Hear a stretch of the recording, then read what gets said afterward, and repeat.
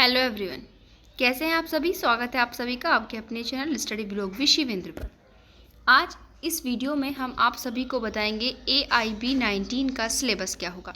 जैसा कि आप सभी जानते हैं कि AIB 18 का जो एग्ज़ाम था वो अभी आपका 10 दिसंबर 2023 को हुआ था। तो अब आने वाला जो AIB होगा वो 19 होगा। तो सबसे पहले हम आपको थोड़ा सा बता दें कि इस एग्ज़ाम से रिलेटेड बातें। देखिए, फर्स्ट ऑफ ऑल इस एग्ज़ाम को जो कंडक्ट कराता है वो बार काउंसिल ऑफ इंडिया यानी कि BCI द्वारा इस एग्ज़ाम को कंडक्ट कराया जाता है।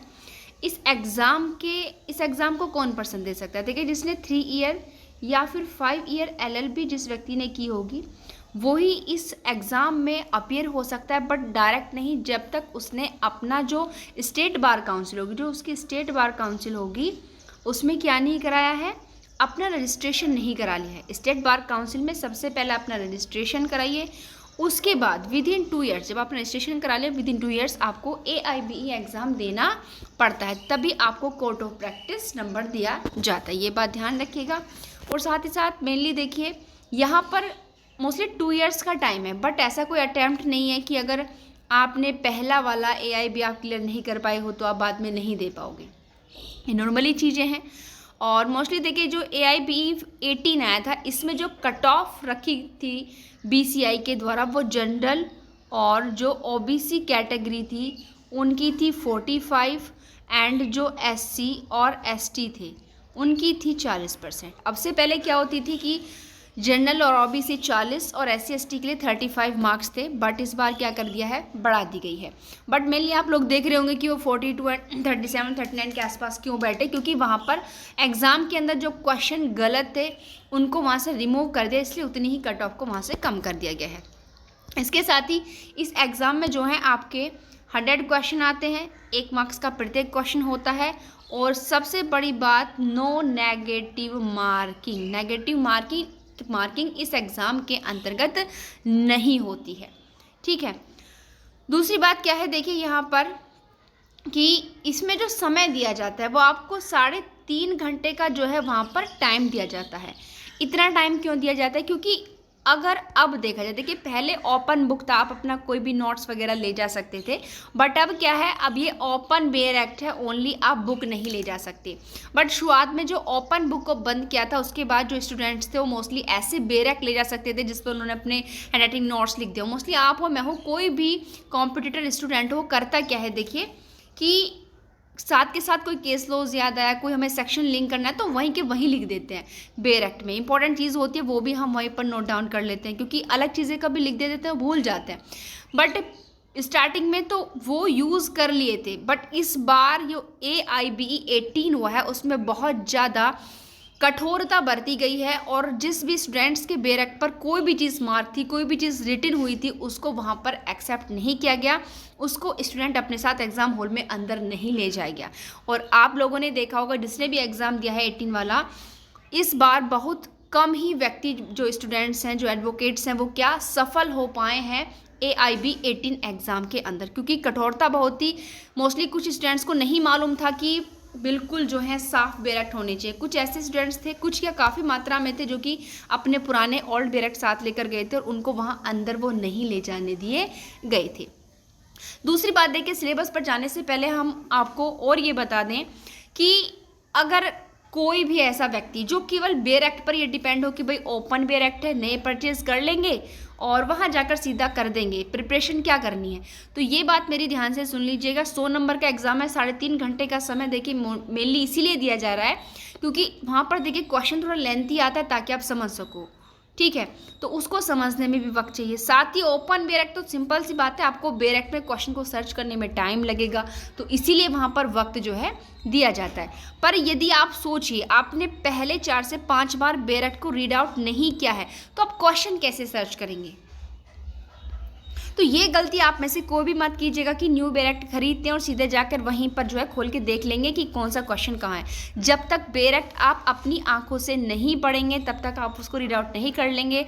आप 3.5 घंटे में भी अपने ओनली 100 क्वेश्चन का जो ये पेपर है इसको कंप्लीट नहीं कर पाएंगे, क्योंकि मानो किसी सेक्शन से अगर आएगा तो मानो आप इंडेक्स से कर लोगे, बट ध्यान रखना अपने प्रीवियस ईयर के सॉल्व किए होंगे जिन्होंने एग्जाम दिया हुआ और पास नहीं हुए होंगे, और आने वाले स्टूडेंट एडवोकेट जो देंगे AIBE एग्ज़ाम उनको भी ये बात ध्यान रहे कि बिना बेरेक्ट रीड किए आप 100 क्वेश्चन 3.5 घंटे में नहीं कर सकते, क्योंकि सेक्शन से बहुत ही कम मात्रा में क्वेश्चन आते हैं। मेनली जो है केस लॉ से आएंगे, प्रॉब्लम से आएंगे, और अंदर से जो फैक्चुअल क्वेश्चन है वो आते हैं। अगर आपने बेरेक्ट को नहीं रीड किया है तो आपको कैसे पता चलेगा कि जो फैक्ट है, इलस्ट्रेशन है, किस सेक्शन से है। तो ये गलती मत कीजिएगा कि आप सिंपल बस बेरेक्ट उठाए और एग्जाम में जाके खोले। पहले 1 से 2 बार, या मैं तो कहूँगी 3 से 4 बार आप उनको रीड आउट कर लीजिएगा, ताकि आपको क्वेश्चन आते क्लिक हो जाए कि ये चीज़ मैंने उस सेक्शन में उस जगह पढ़ी थी।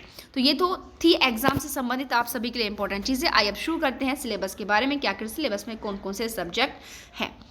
तो देखिए, सबसे पहले कॉन्स्टिट्यूशन लॉ जो कि 10 मार्क्स का आता है। कॉन्स्टिट्यूशन आपका यहाँ पर 10 नंबर का आएगा। इसमें आप लोगों के लिए एक और फायदा, जो पब्लिक इंटरेस्ट लिटिगेशन, ये 8वें नंबर पर आप देख रहे हैं, जो कि आपका कितने का है, यहाँ पर 4 मार्क्स का है।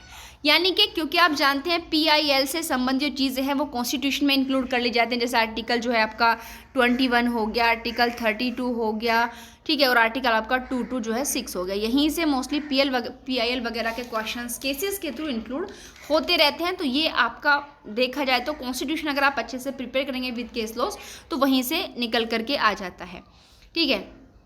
और ये आप देख रहे हैं एडमिनिस्ट्रेटिव लॉ में भी काफ़ी मात्रा तक जो है वो कॉन्स्टिट्यूशन से ही रिलेटेड चीज़ें यहाँ पर आती हैं।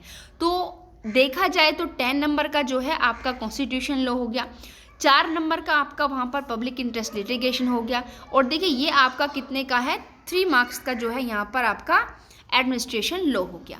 तो ये तो मैंने कॉन्स्टिट्यूशन की वजह से आपके ये दोनों यहाँ पर इंक्लूड कर दिए। तो ये फर्स्ट आपका कॉन्स्टिट्यूशन। देखिए केस लॉस बहुत ज़्यादा आते हैं कॉन्स्टिट्यूशन से, ध्यान रखिएगा। IPC Indian penal code, but अब आप जानते हैं कि 1 जुलाई 2024 के बाद एग्ज़ाम कंडक्ट होगा, कभी भी अभी तो नोटिफिकेशन भी नहीं आया है। तो होना क्या है यहाँ पर आपका अब आ जाएगा BNS। अब आप सभी जानते हैं कि 1 जुलाई से BNS लागू हो गया है, और 1 जुलाई से पहले के जो केस लॉज अभी चल रहे हैं वो IPC के अकॉर्डिंग जो क्राइम किया था वो चल रहे हैं। तो अभी IPC के केसेस ड्यूरिंग ए कोर्ट के अंदर, तो आप सिंपल समझ सकते हैं कि अभी आप लोग जो COP प्राप्त करेंगे, AIB का एग्ज़ाम देंगे, आने वाले भावी एडवोकेट आप प्रॉपर्ली रूप से बन जाएंगे, तो आपके लिए IPC की भी आवश्यकता होगी वहाँ पर। तो सिंपल सा फंडा है, IPC एंड BNS दोनों ही एग्जाम में आपको इंक्लूड मिलेंगे। अगर हो सकता है 4+4 का फंडा यहाँ पर अपनाया जा सकता है, और आप किसके डिस्क्रिप्शन पर डिपेंड करता है, BCI के, बार काउंसिल ऑफ इंडिया के। CRPC जो कि 10 मार्क्स का है, और CRPC की जगह साथ साथ अब आपका क्या हो जाएगा, BNSS आप लोग जानते हैं। और फिर है आपका CPC, तो CPC भी आपका 10 मार्क्स का है, तो इसकी जगह कोई ऐसा लॉ आया नहीं है, सिंपल आपको CPC ही पढ़ना है। फिर है एविडेंस एक्ट की जगह आपका हो गया है भारतीय साक्ष्य अधिनियम, जो कि 8 मार्क्स का आता है। यानी कि Indian penal code versus BNS 8 marks का, BSA versus evidence act 8 marks का आएगा, CRPC वर्सेस BNSS 10 मार्क्स का, और CPC code of civil procedure आपका 10 मार्क्स का। तो ये जो तीनों लॉज आप देख रहे हैं, IPC, CRPC और एविडेंस एक्ट, यहाँ से अगर रेशियो हो सकता है तो 4+4 का या 5+5 का, ये हमने आपको बता दिया कि BCI के डिस्क्रिप्शन पर डिपेंड करता है। उसके बाद नेक्स्ट है आपका alternative dispute redressal including arbitration act, यानी कि जो आर्बिट्रेशन एक्ट वगैरह है, अल्टरनेटिव डिस्प्यूट यानी कि जो विवाद वगैरह होते हैं उनमें आप कोई भी वैकल्पिक जैसे कि सुलह करा सकते हैं, समझौता करा सकते हैं, तो इस प्रकार से मध्यस्थता करा सकते हैं। तो यहाँ से क्वेश्चन पुटअप होते हैं, ध्यान रखिएगा।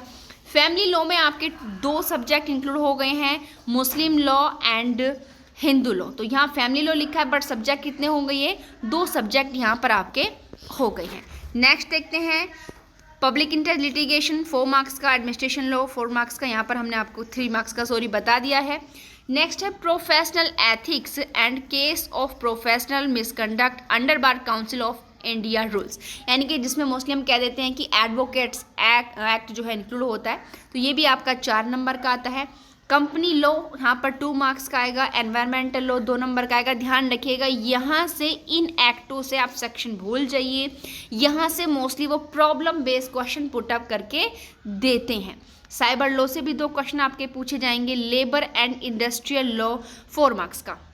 बट हम आपको यहाँ पर बता दें, इस पीडीएफ में जो आपको यहाँ पर सब्जेक्ट दिख रहे होंगे टोटल वो 19 दिख रहे होंगे, बट 19 ये केवल काउंटिंग के अकॉर्डिंग आपको दिख रहे हैं।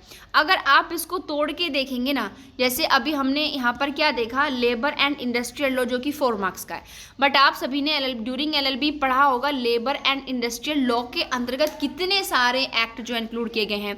न्यूनतम मजदूरी अधिनियम, बाल श्रम प्रतिषेध अधिनियम और महिलाओं से यानी कि जो मातृत्व अधिनियम वगैरह बहुत सारे एक्ट जो है लेबर लॉ के अंतर्गत इंक्लूड किए जाते हैं। नेक्स्ट 5 मार्क्स में आएंगे आपके लॉ ऑफ टॉर्ट, जो कि काफ़ी वेटेज रखता है। क्यों? क्योंकि यहाँ पर आपको डायरेक्ट पढ़ने के लिए नहीं मिलेगा, यह थ्योरिकल है, चीज़ें कलेक्ट करनी पड़ेंगी, केस लॉस बहुत आते हैं। Including motor vehicle act and consumer protection law. अब यहाँ पर ये 3 लॉज आपके लिए हो चुके हैं, जो कि कुल मिलाकर कितने मार्क्स के आने वाले हैं, 5 मार्क्स के आने वाले हैं। लॉ रिलेटिंग टू टैक्सेशन यानी कि कर विधि आपकी 4 मार्क्स की आएगी। नेक्स्ट देखिए 17 नंबर पर आपको दिख रहे हैं law of contract, specific relief act, property laws, negotiable instrument act. ये जो भी लॉज हैं आपके कुल मिलाकर 8 मार्क्स के आने वाले हैं, जिसमें कॉन्ट्रैक्ट हो गया। अब स्पेसिफिक रिलीफ क्योंकि कॉन्ट्रैक्ट रिलेट करके हम पढ़ते हैं तो ये आ गया। प्रॉपर्टी लॉज से चीज़ें आएंगी और जो नेगोशिएबल इंस्ट्रूमेंट एक्ट होता है उससे यहाँ पर क्वेश्चन पुट अप किए जाएंगे। नेक्स्ट है 18 नंबर पर लैंड एक्विजिशन एक्ट, जो कि आपका पूछा जाएगा। यहाँ पर 2 क्वेश्चन यहाँ से पूछे जाएंगे। और 19 है इंटेलेक्चुअल प्रॉपर्टी लॉ, जो कि 2 मार्क्स का है।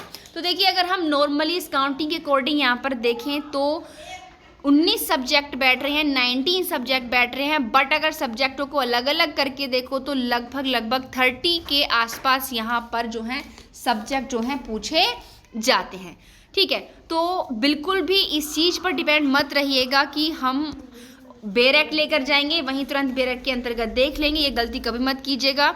कम से कम सभी बेरेक्ट्स को अगर देखिए, सभी नहीं है तो जो मेजर लॉज है, मैं ये नहीं कह रही आप सारे कर लोगे 30 आएंगे, मोस्टली जहाँ ज़्यादा नंबर का वेटेज आपका बैठ रहा है उन बेरेक्ट को आप 2 से 3 बार ज़रूर डाउट कर लीजिएगा, ताकि वहाँ पर आपको क्वेश्चन फाउंड करने में आसानी हो। आई होप आपको हमारी आज की वीडियो पसंद आई होगी, तो आप हमारी इस वीडियो को अपने फ्रेंड्स में शेयर कीजिएगा। और साथ ही साथ अगर आपने हमारे चैनल को सब्सक्राइब नहीं किया है तो सब्सक्राइब करें, और साथ ही आप कमेंट भी करके बताएं कि आपको हमारी ये वीडियो कैसी लगी।